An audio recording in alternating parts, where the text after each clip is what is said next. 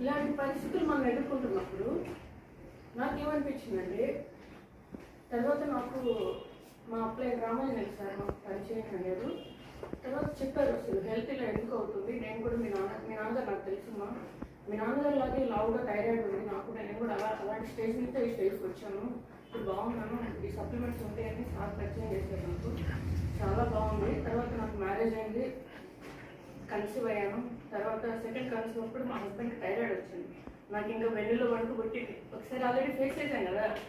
Only metabolic disorders వల్ల ఒక మనిషిని కోల్పోయాం మనం. ఏం లేవు, పెద్ద ఇష్యూస్ కూడా ఏం లేవు, దానివల్ల మనం కోల్పోయాం. మళ్ళీ ఇక్కడ కూడా ఇలా ఇదే రిపీట్ అవుతున్నాయని చాలా భయం వేసింది. నేను కంప్లీట్గా డెప్త్లోకి వెళ్ళడం, స్టడీ చేయడం. సార్ నాకు pin to pin spoon feeding అనమాట. 3 times కాల్ చేస్తుంటారు, నాలెడ్జ్ సబ్జెక్ట్ నేర్పిస్తుంటారు, ట్రైనింగ్స్ అటెండ్ అవ్వని చెప్తుంటారు. నేను ఫ్రీగా ఉన్నప్పుడు అటెండ్ అవుతుంటాను. నాకు ఇద్దరు చిన్న కిడ్స్, వాళ్ళతో చూసుకుంటా. ఒక నేను ఇస్కాన్లోకి వచ్చాను. మళ్ళీ అవన్నీ మేనేజ్ చేసుకుంటా. ఇటు కూడా ఫస్ట్ నేను హెల్దీగా ఉన్నాను, నా ఫ్యామిలీ హెల్దీగా ఉంచుకుంటున్నాను. మా చెల్లి కూడా ఫస్ట్ మిస్క్యారీ అయింది. తర్వాత మన డైట్ ప్లాన్ సప్లిమెంట్స్ ఇచ్చాము. ట్విన్స్ అనమాట, దానికి 2 అబ్బాయిలు. చాలా జనరల్గా మిస్క్యారీ జరుగుతుంది. వాళ్ళందరూ వెంటనే అవ్వట్లేదు కదా, మళ్ళీ కన్సీవ్ అవ్వట్లేదు, మళ్ళీ చాలా ప్రాబ్లమ్స్ ఫేస్ చేస్తున్నారు.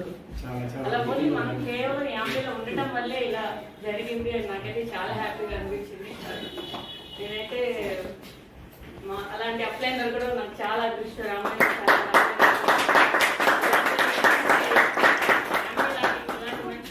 ఒక మెంబర్గా ఉంటూ నాకు ఇంకా చాలా చాలా హ్యాపీగా ఉంది. నేను ఒకటి కోరుకుంటున్నాను, మనం కేవలం వెల్త్ కోసమే దీన్ని చూడొద్దు. జనాలకు మనందరూ హెల్త్ని ఇద్దాం, ఆరోగ్యాన్ని ఇద్దాం. మా నాన్న లాంటి వాళ్ళు చాలా మంది ఉన్నారు, సైలెంట్ హార్ట్ అటాక్ తెలియదు, మాకు నిద్రపోతున్నారు అనుకో, లేకపోతే చనిపోయి ఉన్నారు.